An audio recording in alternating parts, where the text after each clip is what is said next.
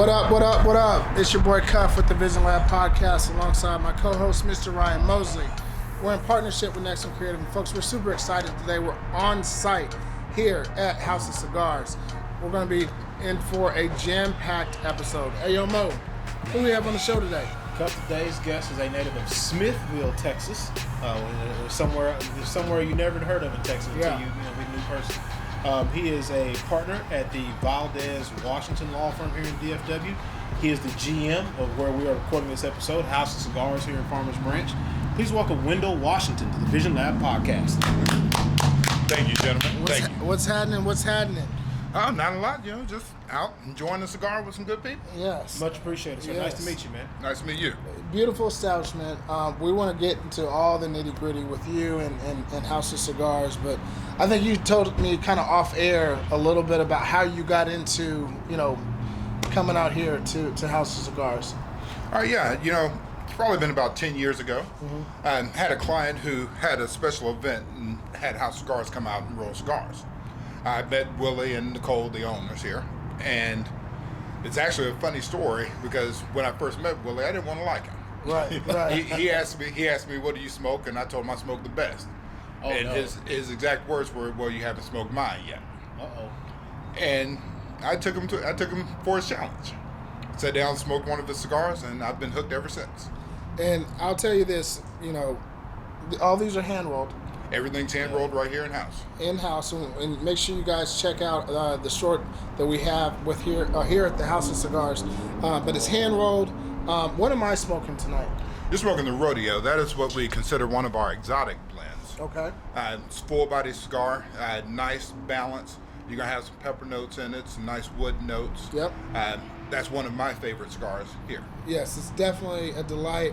I'm a huge, and Mo will tell you, I love hand-rolled cigars. And so stumbling upon House of Cigars, it was really refreshing to see nothing but, premium hand-rolled cigars. What makes this place so special? And then we're going to get into what Mo's smoking here in a second. Okay. Really, for me, what makes this place so special is the fact that everything is rolled here in house. Yeah. And everything is rolled in traditional Cuban style. Our master roller, Inalvis, has been rolling cigars for over 20 years. Wow. It came from the Cigars factory in Cuba, so everything you get here is going to be rolled in the traditional Cuban style. Okay. Now, my partner, Mo, what is he smoking on? He's smoking the La India. Yes. That's going to be one of our light to medium cigars right there. I'm a fan of it. Like I said, when you told us this is where we're coming, I had been here one time, 3 or 4 years ago. And I was like, oh, the place, all the hand rolls. You were like, yes. Yeah. I was like, okay, cool. We're going to have a good time. So, yeah, it's cool that we're actually here and really making this happen. So the humidor is beautiful. Everything is hand rolled. What do you look for in a cigar? Because obviously Willie got you hooked. And like you said, 10 years running, you've been coming here every single day. Yes, sir. What do you look for in a cigar? I look for something that's going to be a little more complex, something different from what you get on the market, because most cigars, they get all of their tobacco from the same manufacturers. Okay. And if you're familiar with the construction of the cigars, a binder leaf, a filler leaf, and a wrapper leaf. Yeah. And when you focus on that filler leaf, they're all pretty much the same. You're going to get some Nicaraguan, some Ecuadorian filler leaf. And all the cigars, when you really get down to it, they all pretty much taste the same. It's just a different ratio of how much tobacco they put in it. Now, were you a novice 10 years ago, or were you already smoking some of the premium cigars? I was already smoking some of the premium cigars when I got here. Okay, so you can definitely, and don't get it twisted, these are phenomenal. I'm really enjoying mine, but you can certainly tell the difference between these and big brand manufacturers. Absolutely. And it really comes down to the flavor. Like I said, I like something that's going to have a little more complexity and subtlety to it. And you really pick up some of the subtleties in these cigars. You've used that word complexity a couple of different times here at the beginning of the show. And by the way, if you're tuning in, make sure you like, subscribe, and follow us on our YouTube channel. But what does complexity mean? What does that mean in terms of a cigar? For those that are novices or looking to jump into the cigar world. The best way to put it is, former client of mine had a cigar shop, and she would describe cigars as flat. And by that, it was just one flavor note throughout the entire smoke. As you smoke these, and you probably noticed this from the Rodeo and the La India, you're actually picking up some different flavor notes as There's you a lot go going through on. the cigar. And that's the key. I want something, when I'm smoking a cigar, I want to have an experience. I want to enjoy it, not just have something that I'm putting in my mouth. Right. And that's when I talk about complexity, it's those different notes. If you look at Cigar Aficionado and you look at all the different flavor profiles of the cigar, personally, I don't necessarily notice all of the different flavors that you'll see noted in those magazines. Right. But here, because of the way they blend the cigars, and we'll get into that here in a little bit, the blending process actually gives you some of those different flavor notes, because each leaf, depending on the region it's grown in and the combination and the amount of tobacco in the actual cigar, it's actually going to have some of those different flavor notes. Absolutely. And by complexity, I mean you actually can taste some of those different notes. Yeah, I mean, I agree with everything you're saying right now, for sure. So before I ask my next question, allow me to say thank you to somebody who is taking care of us from day one. Yes. And that's Edwina Brown and the family at Blowing Smoke Cigar Lounge. Congrats again on the new location, you guys. All the best to you guys. The new location, 1604 North I-35 in Lancaster, Texas. If you're anywhere in the southern part of the Metroplex, make sure you get to Blowing Smoke Cigar Lounge. We promise you'll be taken care of. Great humidor, great staff. Get to Blowing Smoke Cigar Lounge. You're a lawyer by trade. Yes, sir. So obviously cigars are not foreign to you. At what point do you say, "Hey, I've got this cool job. My name is on the law firm." And then all of a sudden you become GM at an actual cigar lounge. One, how do you have the time to do so? And two, what made you say, "I want to make that type of commitment"? Because you didn't have to do that. Well, for me, it started by happenstance, actually. I would come in with my computer and be sitting here working all day and smoking a cigar. And as I was going through that process, I got to know every cigar that they had here. Literally, I smoked every cigar that they have. And we have about 110 different blends here. I smoked every one of them. And it was one of those things that as I stayed here and smoked and became knowledgeable of the cigars, this is actually a passion of mine. And in life, you have to follow your passions.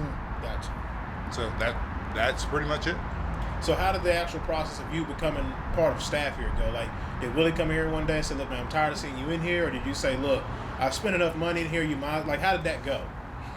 They were going on vacation and told me your office is going to be closed.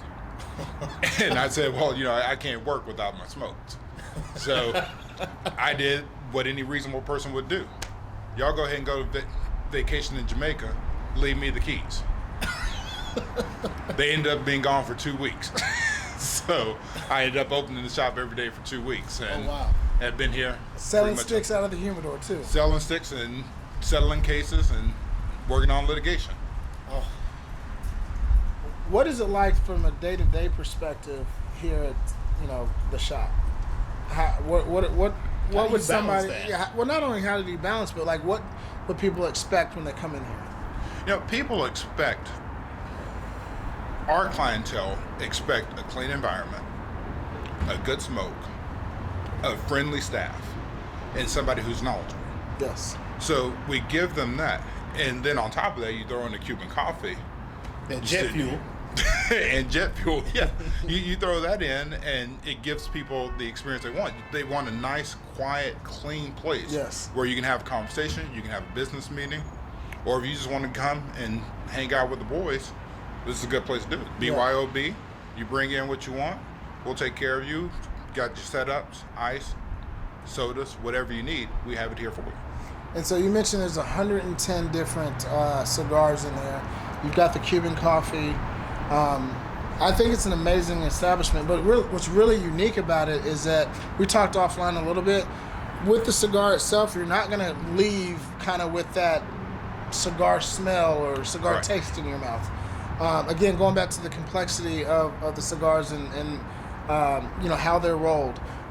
Talk a little bit more about that as it relates to what you're going to experience, because you've used that word before as well, but what you're going to experience when you're smoking one of these 110 different cigars.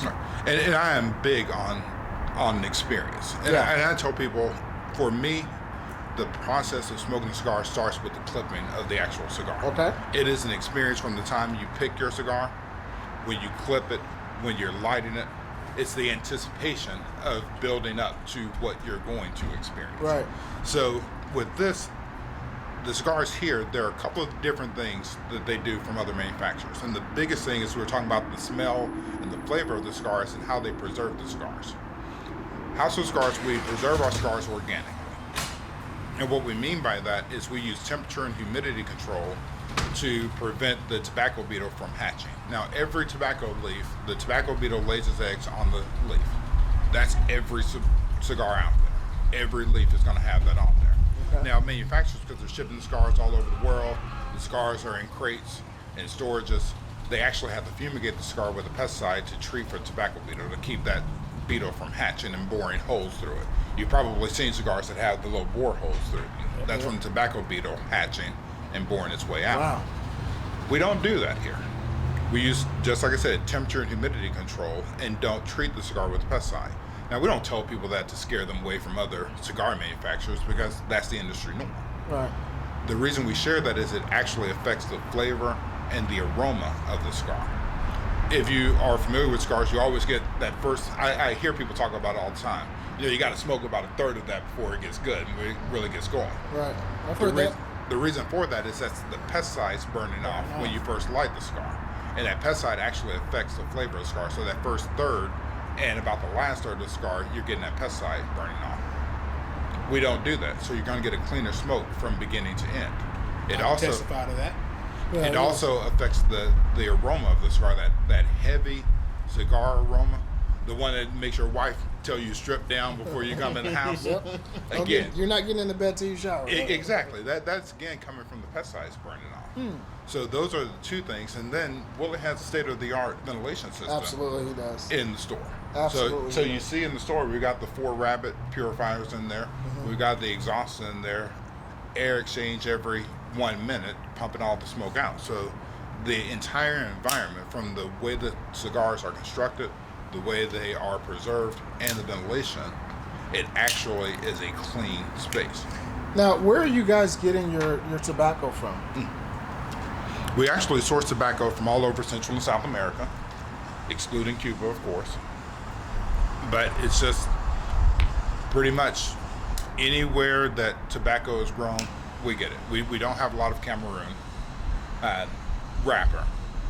That's just a difficult wrapper to get, but pretty much anything else we carry here in house. Okay, fantastic. Okay, borrow the lighter from you. Absolutely. Thank you, sir. So now let's get into the mindset part of it, if you don't mind. Yeah, let's do it. So for our visionaries, like they're people kind of almost like you, right? In the sense of like, you're a lawyer by trade, but you just so happen to have this cigar thumb, and now you're in it as well. If you were giving advice to one of our listeners out there who is looking to make either a career transition or just really looking to pursue their passion, what's one of the first things you would tell them to do? The key is, you hit it on your question, passion. If you don't have passion for what you're doing, don't do it. What if I don't know what if I don't have a passion? I'm all over the place. I'm young, just graduated, or I'm stuck in a 9 to 5, and I'm just not passionate really about anything. We hear that all the time, right? Like, go I'm follow just your doing passion. this so I can pay my bills. Well, no, go follow your passion. Follow your passion. What if I don't have a passion? Help me navigate through those waters. I will tell you like I told my son. I got a 24-year-old son. Okay. I just graduated from college, out in the workforce. Yep. And I told him that there's a time and a place to just make sure you pay your bills. And you're not always going to have that necessarily passion for what you're doing. You have to satisfy your obligations. Sure. But there are ways that you can do that and still enjoy yourself. Okay. And with cigars, like I said, when I started with cigars, this wasn't a passion. It was just something to do. I started smoking cigars by accident. But it's something that I learned and I enjoyed doing. So if you have something that you enjoy, first off, because passion comes and goes, like any relationship. Sure. You meet a new woman or a new man, and you might be passionate about him when you first meet him, and then get to know him. That passion fades a little bit. Right. But if you enjoy doing it, and that's the thing about cigars, it's a lifestyle. It's something that you can enjoy. It's something that, like I said, you come up here. We got a member appreciation night today. I've known these guys for 10 years. Right. They're kind of like family to me. I know their kids. I know their spouses. And that is something that you can grow a passion. You touched on a couple of members that are inside right now celebrating. I'm assuming kind of for Thanksgiving as well as, Members Appreciation Night. What other type of things do you guys do for your members or for consumers that are just coming in? Well, we'll start with the consumer. Like I said, the consumer, you're always going to be greeted with a smile. You're going to be invited to sit down. We all sit down. Like I said, it's more communal than most cigar lounges, right, because we all know each other. So when somebody comes in, we try to make sure that you feel welcome. Everybody here has varied interests. We have the people in there who talk too much, just like you would anywhere else. Right. You wish that person would shut up every once in a while. But enjoy the smoke, man. Exactly. But that's the thing. We all have that one thing in common. We're sitting and smoking a cigar, and all of us love the cigars. Some of us might like sports, some of us might like cooking, but we have that camaraderie where we can talk about whatever is going on: politics, family, religion, all those topics that people tell you in the business world don't talk about. It's kind of like a barbershop. You're going to get to talk about it. It's going to come up. You're going to talk about it for here. sure in the lounge. So we got several members inside. Conversation ends up happening, and obviously you are a lawyer by trade, right? How transferable are some of the skills that you've learned in law as it applies to being a GM of a cigar lounge? Presentation. Okay. It's the ability to stand up, become knowledgeable of something, because as a lawyer, I do litigation practice. You can make a point. Exactly. So you come in and you get all this information, and you have to distill it and present it to a jury. Same thing here. Somebody comes in and says, well, I smoke this cigar. Well, we don't carry that cigar, but I can be knowledgeable of what you smoke and what we have, and can sell you on the idea of trying something different. Right. And it's an easy sell here because, again, they ruined me. I believe that the cigars here are going to be the best cigar you smoke. And like I said, when I told Willie when I met him, I've literally smoked almost every cigar on the market. And when I came here, couldn't go anywhere else. Yeah. Man.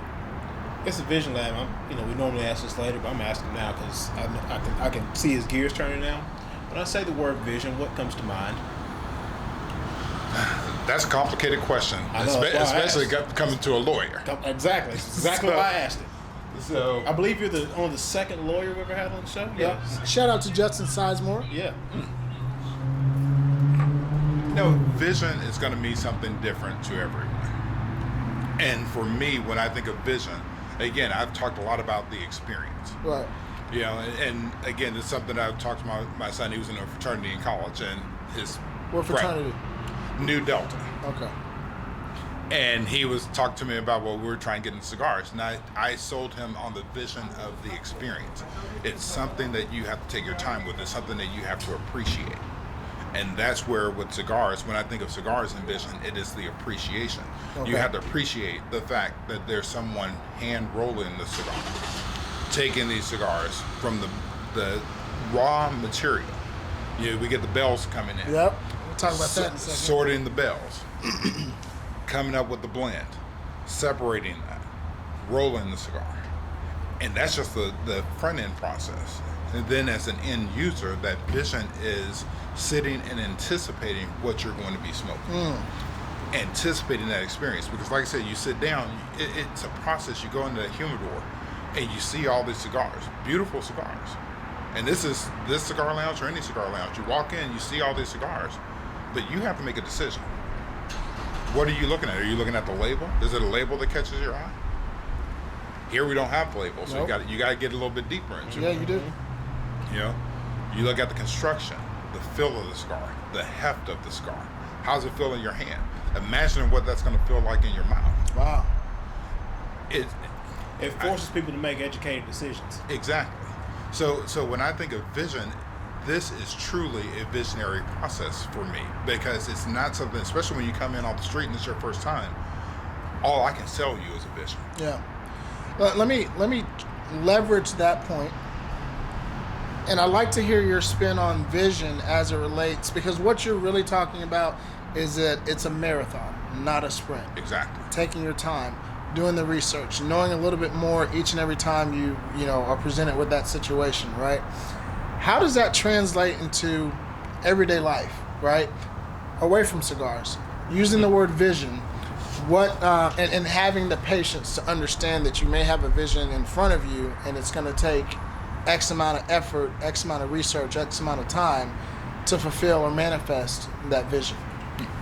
That actually is something, again, as a lawyer, I do in every aspect of my life, because nothing is quote unquote black and white. Okay. Everything is in that gray area. So for me, when I think of vision, it's you have to envision, visualize, dream of what you're going to do. Whether it's in business, whether it's in life, family, whatever the case may be, you have to have a vision of what goal you want to achieve.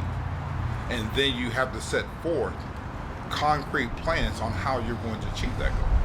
Because a lot of people, especially today with iPhones and everything else, people want that instant gratification. Sure. I'm old school. I want to work for something. I want to truly appreciate something. And in life, as I go beyond cigars or law or whatever the case may be, it is being able to look at what's not there and what can be. And how are you going to achieve that goal? What steps are you going to take? Yeah. Whether it's what school are you going to go to, what classes are you going to take, how is all this going to parlay into your next endeavor in life? We've used the word passion. We've used the word vision. Within the constructs of vision and based off of what you're saying, why do you think it's so difficult for people to allow their vision to actually manifest and grow? I think we have so many distractions. Sure. Personally, it's you have a vision, you have a plan, you have a goal, you know what you want to do in life, but you're going to tell me to do something different. You're going to tell me to go about a different way. Everybody has an idea of how they want to achieve your goal, but it's not their goal. It's not their dream. It's your dream. That's right. You have to decide what you want and how you're going to go about that. That's dope. And if you can't do that, what's the point? You're just out there trying to live somebody else's dream. When it comes to like these accomplishment of dreams and goals and aspirations, like I'm one of those people, like he'll tell you, like when I actually say, okay, this is what I'm putting, I'll put blinders on. My wife can attest to, like, I'll put blinders on, and it is, I'm doing this. Everything else is up for consideration at that point. Do you have the same mindset? Because you're a lawyer, right? So it's not, you didn't just go to school, get a regular 4-year degree and out. Like you have put, to your point, you have worked for this. You have put time, and your name is on a firm. So when it comes to essentially the concept of hard work, what have you passed down to your kids, and what is that you would, what's the nugget that you would give to the visionaries who are out here listening or are actually watching this episode when it comes to the actual concept of hard work, or as I like to say, putting your hands in the dirt? That's right.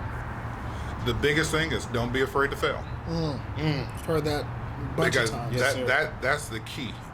I have learned more from my failures than I ever have from my successes. It's always about taking that step, right?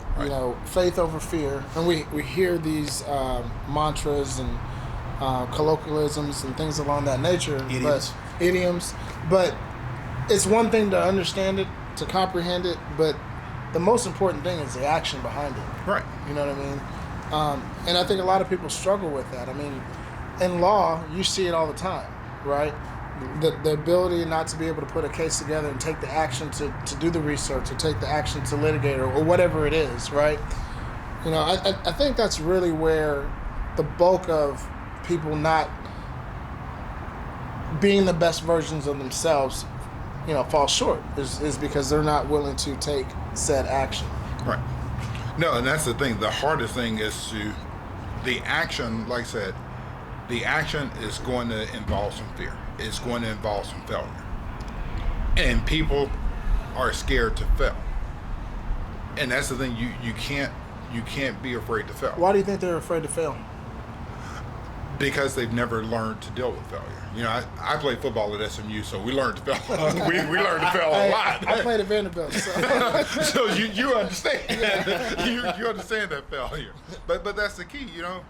When you're out there, at Vanderbilt, you line up against Alabama, and I don't know what position you played. Slot.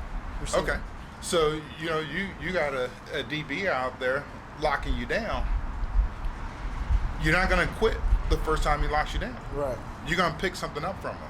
And the other thing that you do is you're going to watch film on this man. You're going to learn his tendencies. You're going to learn how he's going to attack a certain play. That's how you have to be in life. You have to look at how you're going to be attacked. You have to know what your weaknesses are, what your strengths are, and know how you're going to be attacked and be able to anticipate where somebody's going to attack you and head that off before they attack you. And that's the same thing true in business and law and selling cigars and raising a family. Whatever you do, you have to be constantly anticipating what somebody's next move is going to be. How do you strengthen your weakness? You get up. That's the key. Somebody knock you down, you get up. You do it again. I learned a long time ago. An old baseball coach at A&M. Practice doesn't make perfect. Perfect practice makes perfect. Come on now. I heard that. So you get up, you do it again. And you do it again the next day. What is it? Practicing so many times the right way that you can't do it the wrong way. Yeah. Some form of that. Before we get to the next question, allow me to say thank you to the folks at Class A Vodka. Crystal and Tim, thank you guys so much for all your support. Visionaries, get your hands on a bottle of Class A Vodka. Crystal and Tim, it was so great to see you guys a couple of weeks ago. Visionaries, get your hands on a bottle of Class A Vodka. The Instagram handle is and I screw this up all the time. It's at Class A with a K. That's KLASE Vodka. Is that correct? That is correct. Yes, I got it right this time. Class in every glass is the slogan. Again, make sure you get your hands on a bottle of Class A Vodka. And there's a great example, being afraid to fail. I don't care about failing. No, as long as we're going forward, hey. We don't fail, what? We learn. That's right. We'll happily get up and dust myself off.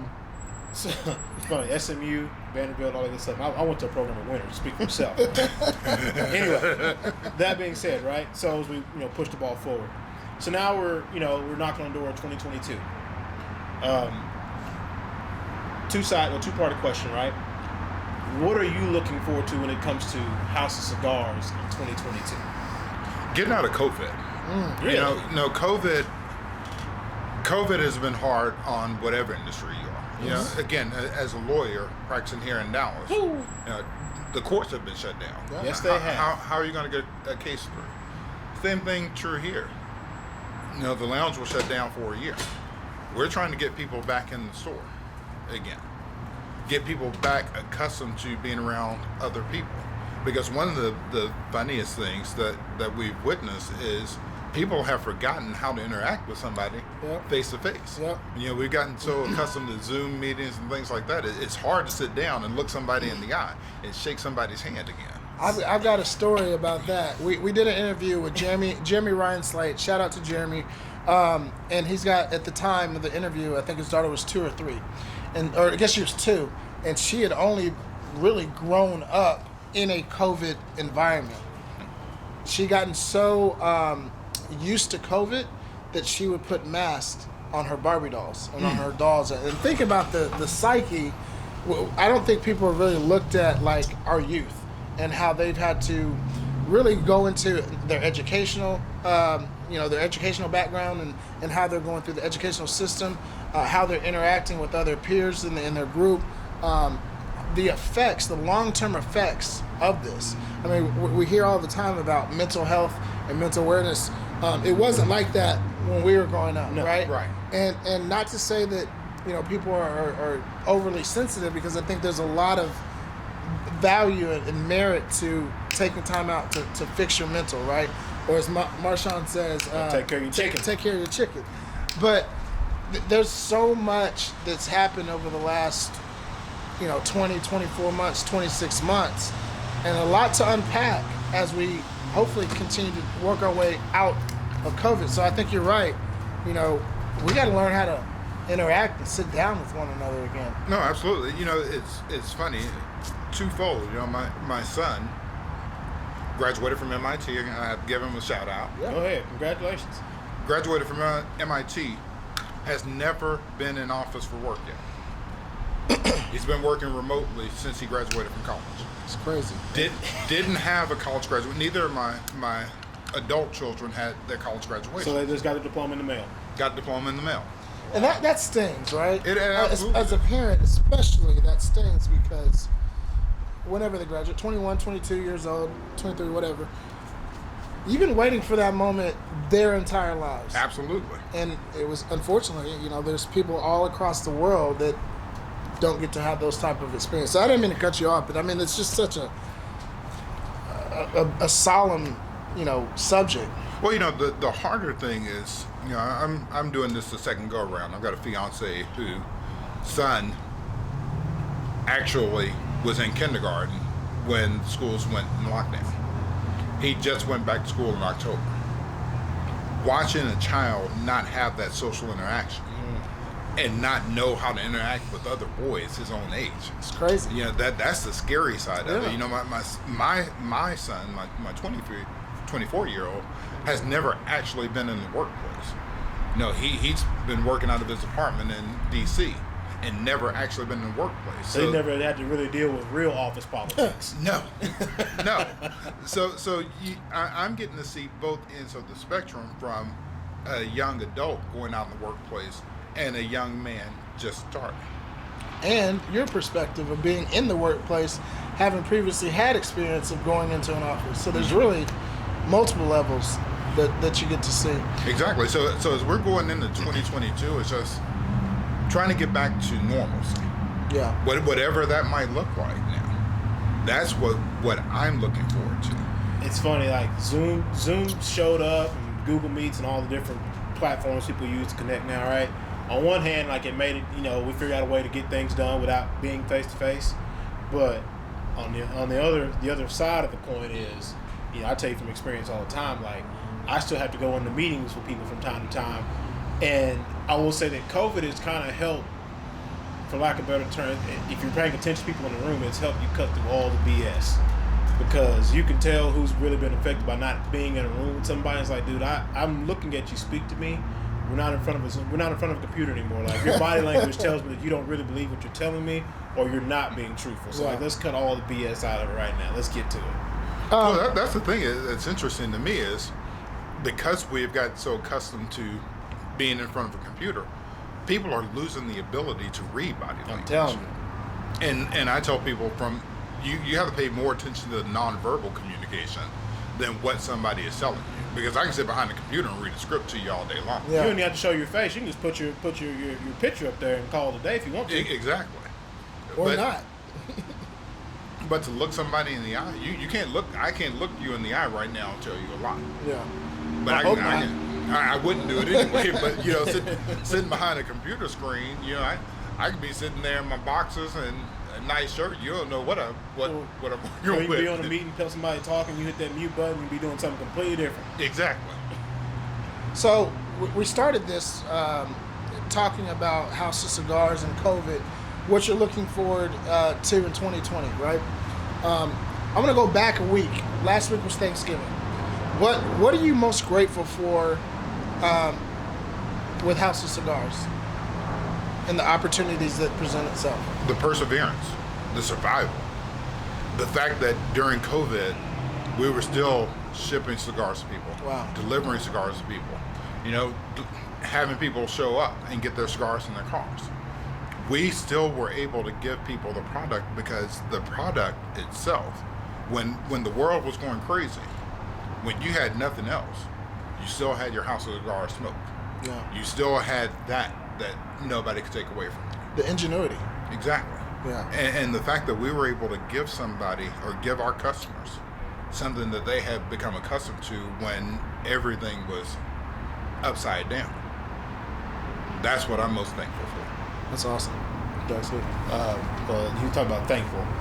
I think you and I are thankful for the good folks at Dallas Leaf LLC.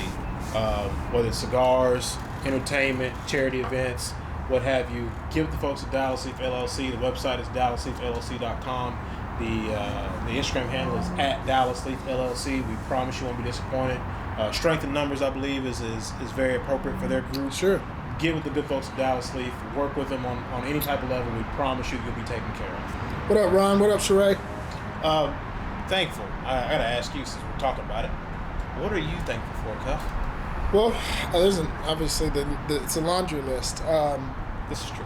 In 2021, really one of the goals that I had set out for myself is to kind of reestablish my core, like who I was, and through a number of different things I've been able to achieve that, and now it's just stacking, right? So I'm really grateful for the vision to say, look, this is where I am. Self-inventory, kind of looking at where I was coming out of 2020, putting a goal in mind, and then working feverishly, as you know, to get there. And I'm starting to see a lot of the building blocks that I put out there, or seeds in the ground. I'm starting to see those germinate and sprout. I don't know what the full bloom looks like yet, although my vision tells me one thing. So I'm really grateful for having a vision, sticking with the plan, working through trials, tribulations, refining myself, and I'm grateful for support. I'm grateful for all the visionaries that tune in. I'm grateful for our guests that continue to come on our show each and every week. I'm certainly grateful for you. Big shout out to my man Adam Hayes, who's been awesome since the day we met. Freaking godsend. Really elevating the podcast. So I can go on and on and on, man. What about you, P? Outside of my wife and baby, obviously, it starts there, right? You for planning the real estate bug, right? Because you have given birth to a monster. Shout out to you. I would say it's a little bit of the same, right? Like I think we both, when 2021 started, we both said, okay, we're on this road, and we don't know where it ends at, but we both had the right mindset to say we're just going to figure it out and keep going. And if that means we got to pave the road and put down the concrete ourselves, so be it. So I'm thankful for us sticking to that. On a personal level, like I'm thankful that I've had the, for lack of a better word, wherewithal to, as Warren Jackson said last week, build a plane on the way down. Being able to go into rooms that on the surface people like, why the hell is this guy in here? And then we start having a conversation, and next thing you know, the tenor has changed, because then you realize you kind of hold a position of power a little bit. I'm thankful for the ability to just adapt and adjust in whatever environment I happen to find myself in. I think I've always had it, but based off some things that I went through, from 19 and 20, 2021 has been a year where that skill set has been sharpened to a T. Yeah. And it's starting to really, really pay off now. That's what I'm thankful for at this point in time right now as we speak. I would like to add something, because you asked me about the shop. Sure. I would be remiss if I did not mention something. My children both graduated from college, as I mentioned. And I'm thankful for the opportunity to start over again. I've got a new baby on the way. That reset button, brother. So that is something that, I was looking at a Facebook memory earlier this week, and noting that how I made fun of people when I was in my young 20s about having a child and being done by the time I was 45. And I commented on the fact that I was going to miss being a father. Okay. I'm very thankful for my fiance and for this opportunity to do this again. Rewind. Oh, boy. No, congratulations to you. That's absolutely amazing.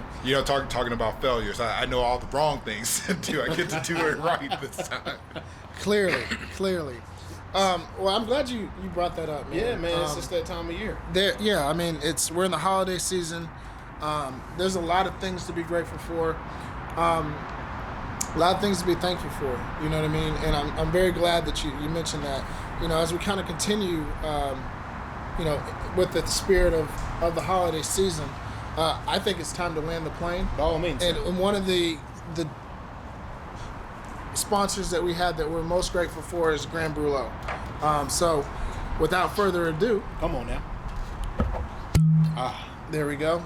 Now, you've never had this, I have correct? not. So we do this on every episode.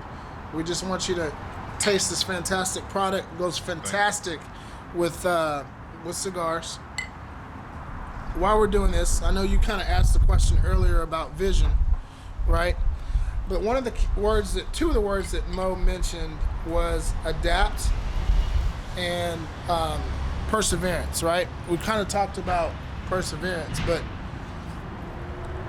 I want you to use the word adapt. When I say that word, first of all, That's what'd you nice. think? That's real nice. Real nice. Yeah, it's dope. Thank you to Francisco, the owner. Yeah, shout out to Francisco. James and the Lovers team, everybody associated with the partnership. For sure. When I say the word adapt, what does that mean to you? You know, again, I have to go back with an old football coach, Tom Adams, God rest his soul. Every day at practice, he would ask a question. What happens to a redwood when it stops growing? Ooh. Starts dying. Wow.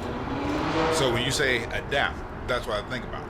Always adapt. Always be willing to grow. Always be willing to change. Don't be static in anything. Because if you're static, you're going to miss opportunities. What happens to a redwood when it stops growing? It starts dying. That's powerful. Very much so. It's the truth too. Yeah. The truth. It's a cousin of, you know, you're either getting better or you're getting worse. You know, sitting, you know, neither one. We don't believe in sitting still. We know that. Our wives can attest to that. No doubt. They no keep doubt. us moving, don't they? We don't sit still.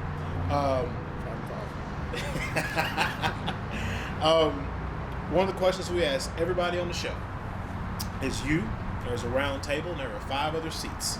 You get to have anybody you want at your table. The only stipulation, if you will, Mr. Lawyer, is that you can't have whatever religious deity you believe in. Outside of that, dead or alive, who are the 5 other people you want at your table?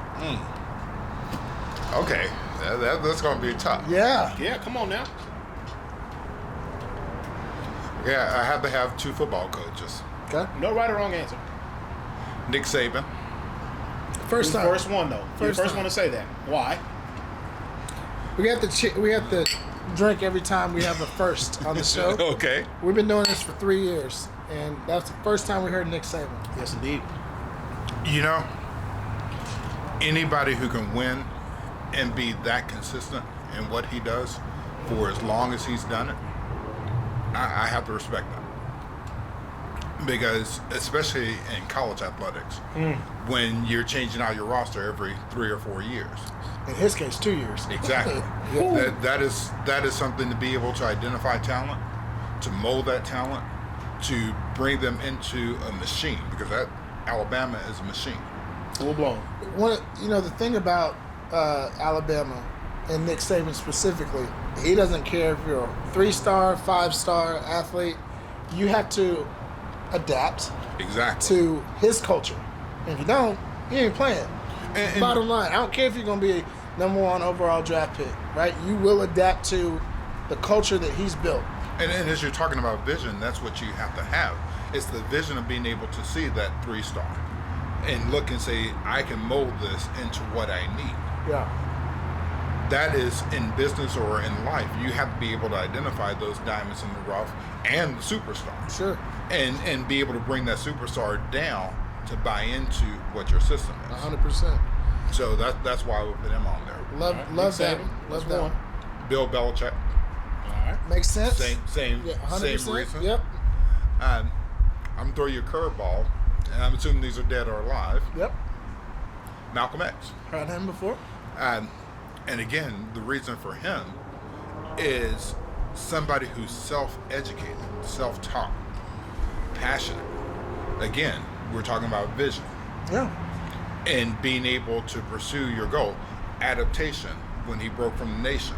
That's the word. That's the word I And- think and- it's the ability to adapt, or as you say, shift gears.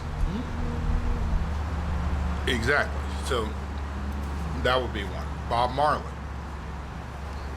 Have we had that one? We've had it before. We We've have? had Okay. it before. Okay, again, when you listen, I listen to Bob Marley, and those are almost prayers when you listen to a song. Redemption song.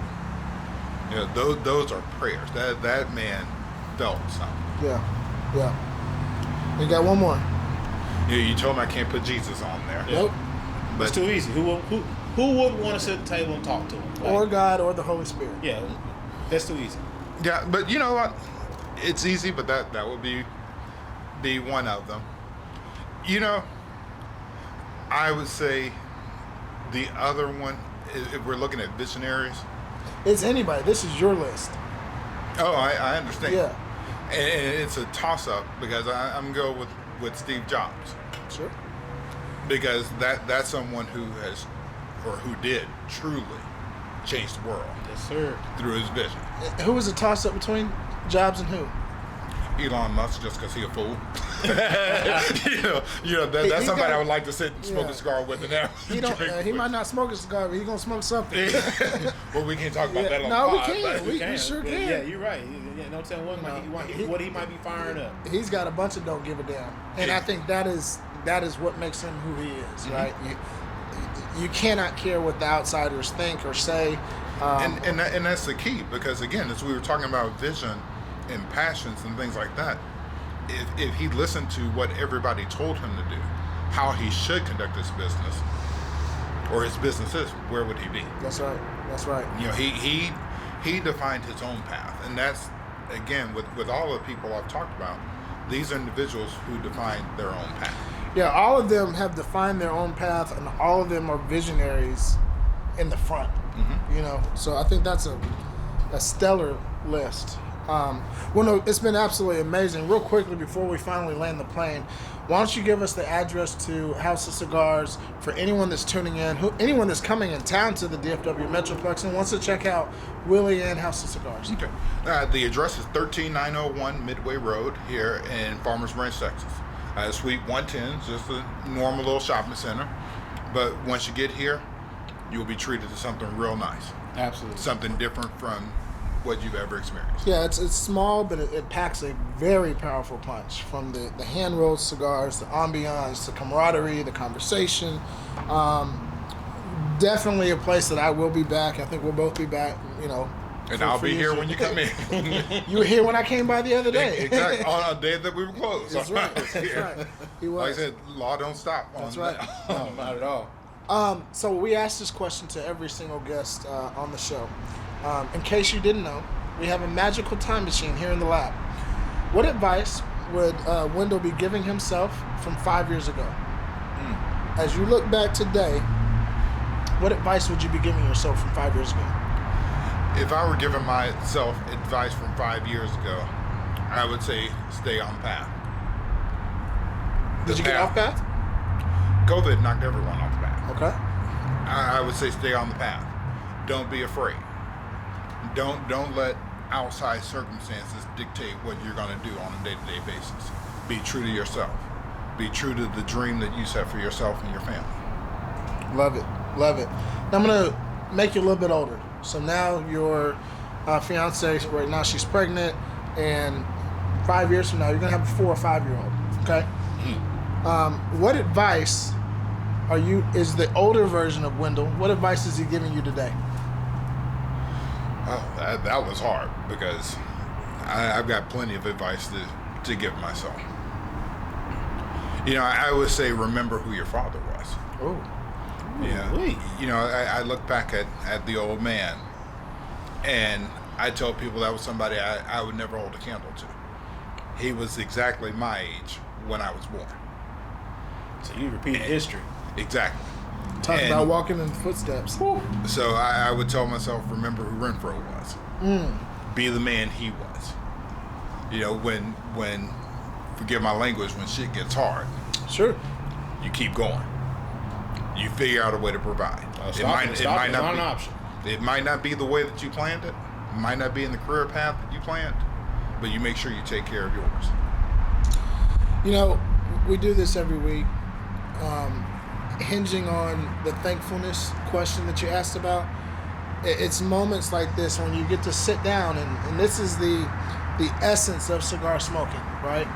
We talked about House of Cigars. We talked about mindset. We talked about what it takes to achieve and win in life, how to overcome adversities. And sometimes I just like to be in these moments and just relish them for what they are, because if you're tuning in still, this is what it's all about. Conversation was excellent. I want to say thank you for being on the show. Thank you. It's been an absolute pleasure having you on Yes, in the lab. Remember, visionaries, each and every one of our guests are dropping into the lab, dropping nuggets of wisdom. Ultimately, it's up to you to pick them up. Ladies and gentlemen, my name is Ryan Mosley. He is Ryan Cuffey. Thank you again to our guest, Wendell Washington. Thank you to Willie, the head man here at House of Cigars, here in Farmers Branch. Hopefully you guys having a beautiful holiday season, and we'll see you guys next week for another great episode of the Vision Lab Podcast. Blessings.